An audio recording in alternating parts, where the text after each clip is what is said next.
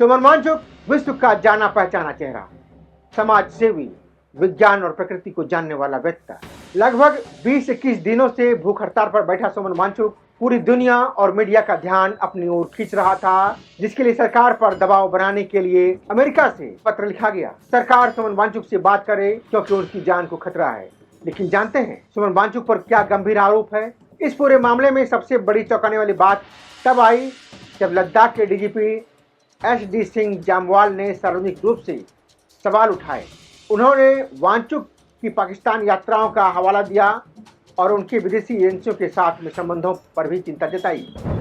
नमस्कार, मैं संजीव कुमार और आप देख रहे हैं संजीव अनस्क्रिप्टेड। 18 जुलाई शनिवार को 21 दिन से धरने पर बैठे सुमन वांचुक को दिल्ली पुलिस जबरदस्ती उठाकर सफदरजंग अस्पताल में भर्ती करवा दिया। वह 28 जून से दिल्ली के जंतर मंतर पर भूख हड़ताल पर बैठे हुए थे। इस घटना के बाद कांग्रेस जनता पार्टी ने सोशल मीडिया एक्स पर पोस्ट करते हुए प्रधानमंत्री के इस्तीफे की मांग कर डाला। सुमन वांचुक विश्व का जाना पहचाना चेहरा, समाज सेवी, विज्ञान और प्रकृति को जानने वाला व्यक्ति और कई पुरस्कार को जीतने वाला व्यक्ति भी। लगभग 20-21 दिनों से भूख हड़ताल पर बैठा सुमन वांचुक पूरी दुनिया और मीडिया का ध्यान अपनी ओर खींच रहा था, जिसके लिए सरकार पर दबाव बनाने के लिए अमेरिका से भी पत्र लिखा गया। सरकार सुमन वांचुक से बात करे क्योंकि उनकी जान को खतरा है। लेकिन जानते हैं सुमन वांचुक पर क्या गंभीर आरोप है और सरकार को उनसे क्यों बात करनी चाहिए?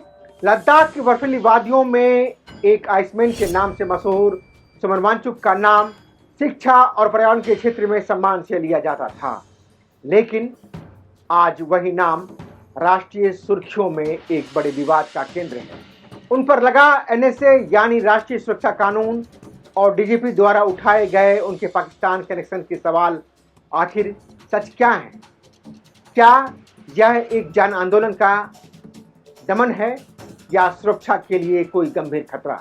सुमन वांचुक का लद्दाख को छठी अनुसूची में शामिल करने का लंबा आंदोलन रहा है। सुमन वांचुक का आंदोलन मूल रूप से लद्दाख के पर्यावरण संरक्षण और वहां के निवासियों के अधिकारों के लिए शुरू हुआ था। वे लंबे समय से मांग कर रहे थे कि लद्दाख को संविधान की 6वीं अनुसूची में रखा जाए ताकि वहां की जमीन और संस्कृति सुरक्षित रहे। दिल्ली तक की उनकी पदयात्रा और अनशन ने पूरे देश का ध्यान खींचा। दिल्ली बॉर्डर पर गिरफ्तारी और लद्दाख में कथित हिंसा घटनाक्रम तब बदला जब लद्दाख में विरोध प्रदर्शन ने हिंसक रूप ले लिया और वहां पर 4 लोगों की मौत हो गई। प्रशासन ने उन पर भीड़ को उकसाने और सार्वजनिक शांति भंग करने के आरोप लगाए।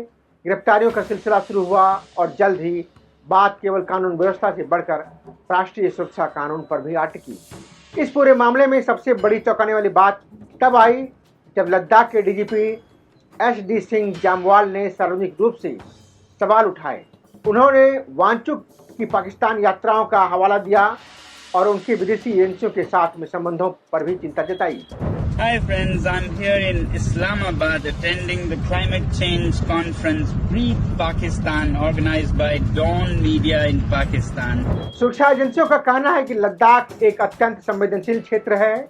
यहाँ किसी भी प्रकार की अस्थिरता को दुश्मन देश को फायदा उठा सकते हैं। सुमन वांचुक का बांग्लादेश के पूर्व प्रधानमंत्री मोहम्मद यूनुस के साथ भी फोटो वायरल हुई है। उनके संबंध शत्रु देश से होने पर भी सवालिया निशान उठाए जा रहे हैं। 21 दिन तक चलने वाले आंदोलन के लिए फंडिंग कहां से हो रही थी, यह भी अब जांच का विषय बन चुका है। क्या वांचुक का आंदोलन अनजाने में या जानबूझकर विदेशी मंसूबों को हवा दे रहा था? यह सवाल अब जांच का विषय बना हुआ है। सुमन वांचुक के समर्थकों का कहना है कि यह केवल उन्हें चुप कराने के लिए साजिश है। उन्होंने केवल सत्ता से सवाल पूछा था। वहीं सुरक्षा विशेषज्ञों का मानना है कि सुरक्षा से जुड़ी जानकारी अगर डीजीपी साझा कर रहे हैं तो इसे नज़रअंदाज करना भूल हो सकती है।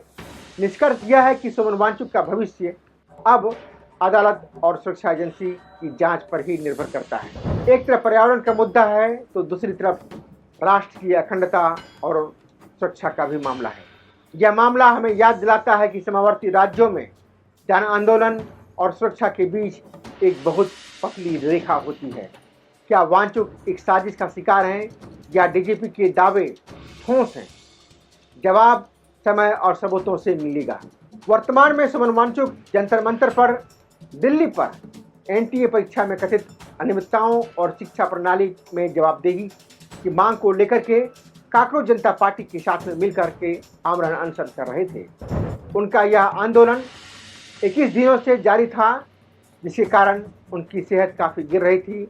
उनका वजन 8 से 9 किलो घट गया था और डॉक्टर की एक टीम उन पर बराबर नज़र बनाई हुई थी।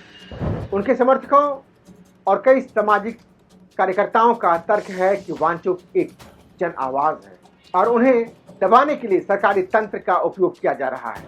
उनका यह आरोप है कि एनएसए राष्ट्रीय सुरक्षा कानून जैसे कठोर कानूनों का उपयोग कर अक्सर असहमति को शांत करने के लिए किया जाता है। सरकार को कुछ अन्य हलकों में उनके ऊपर लद्दाख में हिंसा भड़काने और विदेशी एजेंसियों के साथ संबंध होने के गंभीर आरोप लगाए गए हैं। इसी के चलते उन्हें एनएसए के तहत जोधपुर जेल में भी भेजा गया था। सोशल मीडिया हैंडल एक्स पर बांग्लादेश के पूर्व प्रधानमंत्री मोहम्मद यूनुस के साथ भी फोटो वायरल हुई है। सनद रहे कि यूनुस के कार्यकाल में बांग्लादेश में काफ़ी हिंसा हुई, वहाँ के अल्पसंख्यक हिंदुओं को प्रताड़ित किया गया था और उनकी हत्याएं भी कर दी गई थी। सरकार का कहना है कि उनके आंदोलन से क्षेत्र की रणनीतिक अस्थिरता खतरे में पड़ सकती है। सुमन वांगचुक नीट की परीक्षा पेपर लीक को लेकर के शिक्षा मंत्री धर्मेंद्र प्रधान का इस्तीफा की मांग लेकर के जंतर मंतर पर बैठे हुए थे। नीट यूजी का परिणाम भी आ गया है, उसमें विद्यार्थियों ने काफ़ी अच्छा परिणाम किया है, लेकिन सुमन वांगचुक के मंच से देश के खिलाफ में नारे लगाए गए थे, देश और सरकार के विरुद्ध में एजेंडा सेट कर रहे थे। समुदाय विशेष को नीचा दिखाने के लिए अलग अलग कलाकार को सुमन वांगचुक के मंच पर बुलाया जा रहा था, उसका उपयोग करने दिया जा रहा था। सीता का पति और नेता का काम को लेकर के बातें कही जा रही थी। इस पूरे मामले में एक तरफ शिक्षा में सुधार की मांग, तो दूसरी तरफ राष्ट्र की सुरक्षा से जुड़े गंभीर आरोप जो इस मुद्दे को बेहद जटिल बनाते हैं। आप देखते रहिए संजीव अनस्क्रिप्टेड और चैनल को सब्सक्राइब करना न भूलें और इस वीडियो को ज़्यादा से ज़्यादा लोगों तक शेयर करें। धन्यवाद।